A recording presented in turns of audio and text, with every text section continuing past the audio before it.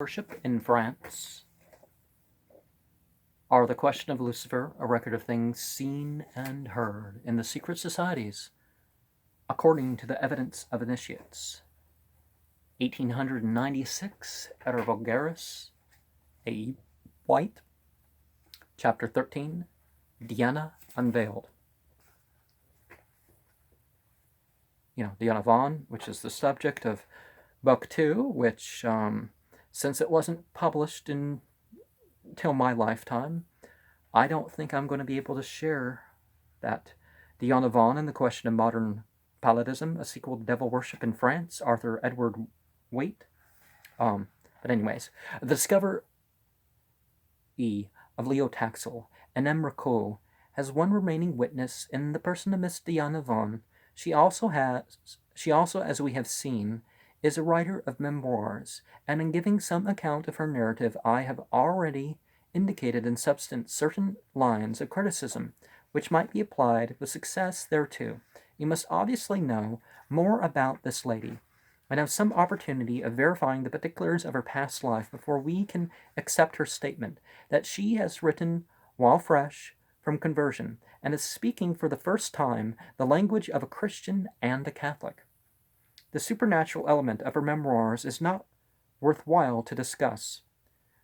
Were she otherwise worthy of credit, we might exonerate her personal veracity by assuming that she was tricked over the apparition and hallucinated in the vision that followed it.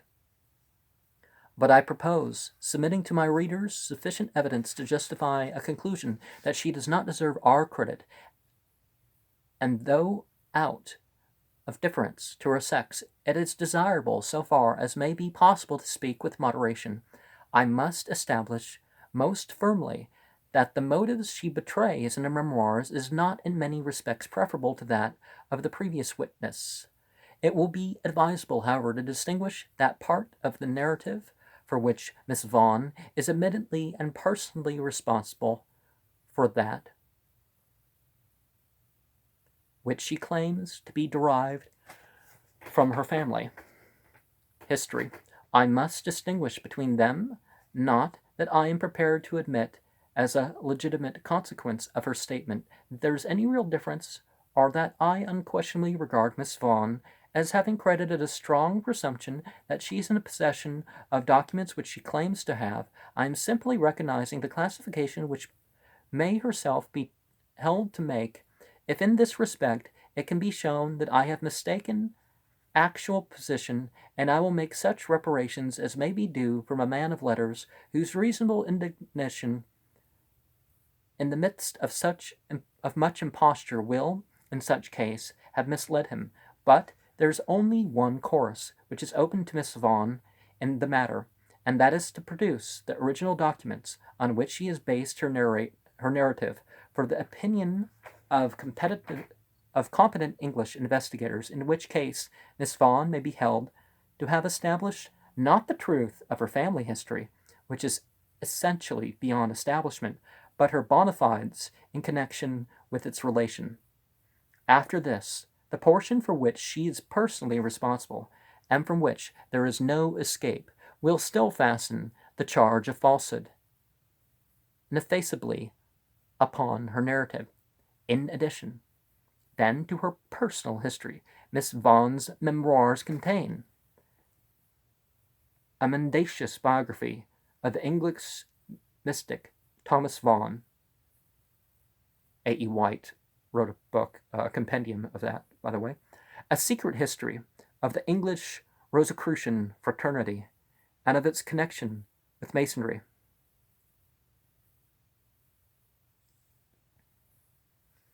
Which is also an impudent fraud. The two constitute one of the most curious literary forgeries which are to be met with in the whole range of Hermetic literature, and Hermetic literature, it is known, has been enriched by many triumphs of invention. I shall deal with the narratives plainly on the provisional assumption that Miss Vaughan has been herself deceived in regard to them.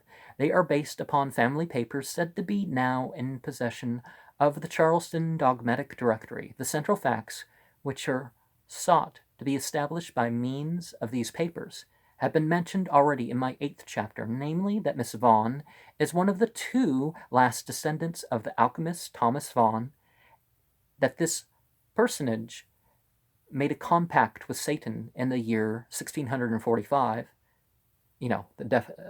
by definition a witch, that under the name Arrhenius Philalethes, he wrote the well-known alchemical work entitled An Open Entrance to the Closed Palace of the King, and he consummated a mystical marriage with Venus Astarte, of which the Palladian Templar mistress is the last development. A representative figure is not the same as, per se, idolatry. Some people may attend it that way, or polytheism is like, oh, well, they're sort of representing this character of a myth. It doesn't mean they're worshiping the character. They could be putting forward an entity as a hero, perhaps. Some other purposes can be brought to mind. For the purposes of these narratives, the birth of Thomas Vaughan is placed in the year 1612, and his death, or rather translation, in the year 1678. At the age of 24 years, that is to say, in 1636, he proceeded to London, and there connected himself with the mystic Robert Fludd, by whom he was initiated into a lower grade of the Rosicrucian fraternity, and received a letter of introduction to the Grand Master Johann Valentin Andrea, which he took over to Stuttgart and presented. In 1637, having returned to London, he was present at the death of Robert Fludd, which occurred in that year. In 1638, he made his first voyage to America, where he was hospitably entertained by a Protestant minister named John Cotton, but his visit was not characterized by any remarkable occurrences. At this period, the alchemist is represented by his descendant as a Puritan impregnated with the secret doctrine of Robert Fludd. In 1639 of the Common Era, Vaughan returned to England, but was immediately detracted to Denmark by the discovery of a golden horn adorned with mysterious figures, which he and his colleagues in alchemy supposed to typify the search for the philosophical stone. At the age of 28, Vaughan made further progress in the Rosicrucian fraternity, being advanced to the grade of Adeptus Minor by Amos Kamensky, in which year also Elias Ashbal entered the order. Accompanied by Komensky, Vaughan proceeded to Hamburg, thence by himself to Sweden, and subsequently to The Hague, where he initiated Martin de Vries. A year later he visited Italy, and made acquaintance with Beauregard de Pisa. This was a pious pilgrimage, which he testified his devotion to Faustus Socinus. For Miss Vaughan, on the authority of her documents, regards the Italian heretic not only as a conscious Satanist, but as the founder of the Rosicrucian Society, and the initiator of Johann Valentin and Andrea, whom he also won over to Lucifer. On his return, Thomas Vaughan tarried a short time in France, where he conceived the project of organizing Freemasonry as it exists at the present day, and there also it occurred to him that the guilds of the Campagnage,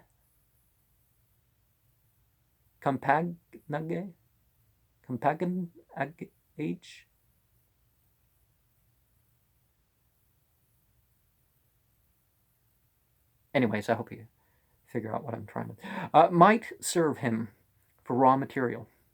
When, however, he returned to England, he concluded that the honorary are accepted Masons, free and accepted Masons, received by the Masonic guilds of England were better suited to his purpose, Some of these were already Rosicrucians, and among them he set to work. Rosicrucians on their own, not necessarily part of, you have to be Rosicrucian to be a Freemason. No, that's an important point when looking at all this stuff. In the year 1644, he presided over a Rosicrucian assembly at which Ashmole was present. At this time, also, Oliver Cromwell is said to have been an accepted Mason, and it was by his intervention that a year later Thomas Vaughan was substituted for the headsman at the execution of Archbishop Laud, for the object already described. It was after his compact with Lucifer that the alchemist wrote The Open Entrance. His activity in the Rosicrucian cause then become prodigious, and the followers of Socinus, apparently all implicated in the Satanism of their master, began to swell the ranks of the accepted Masons. Could Lucifer just be code of a Catholic idea of Jesus, because Lucifer is a name for Jesus in the whole thing? But if they're kind of closing on, it's enlightenment and people philosophizing and stuff for themselves and trying to be right, doing their own hero deeds rather than, it wasn't that they weren't Christians or anything like that. At this time, he also began his collaborations with Ashmole for the compensation of apprentice, companion, and master grades, that is to say, for the institution of symbolic masonry. Well, all Freemasonry is it's a symbolic men's order, a men's order full of symbols and whatnot. There's my stomach goes again. In 1646, he again visited America and consummated his mystic marriage as narrated in the 8th chapter. In 1648, he returned to England, and 1 year later completed the master grade, that of companion having been produced during his absence, but following the indications he had given by Elias Ashmole in 1650, he began to issue his Rosicrucian and alchemical writings, namely Anthroposophia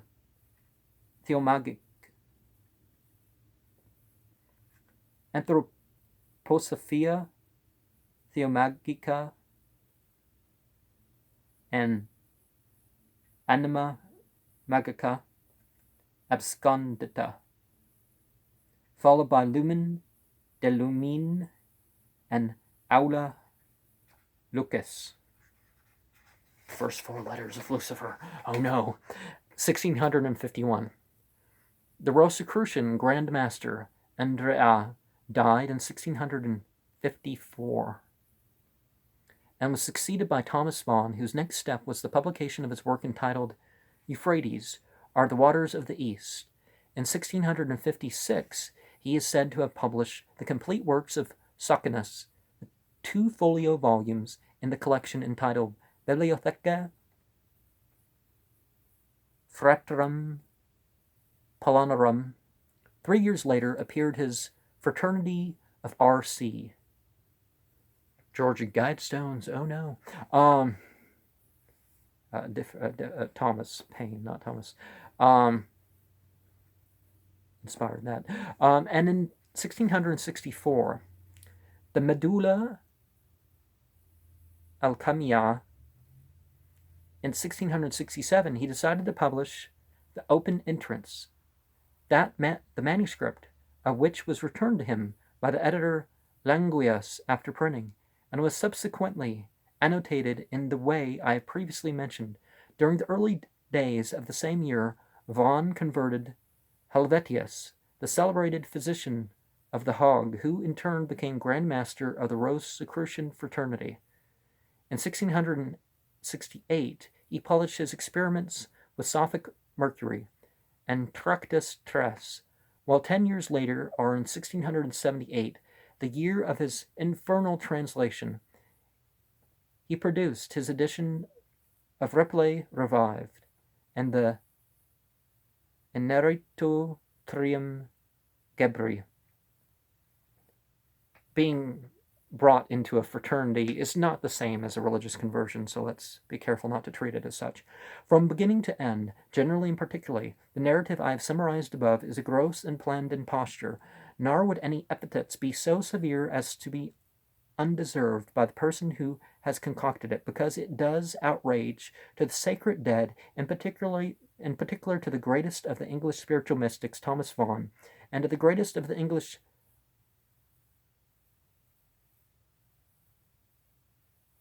physical mystics, Irenaeus Philalethes. For the mendicious history confuses two entirely distinct persons, Eugenius and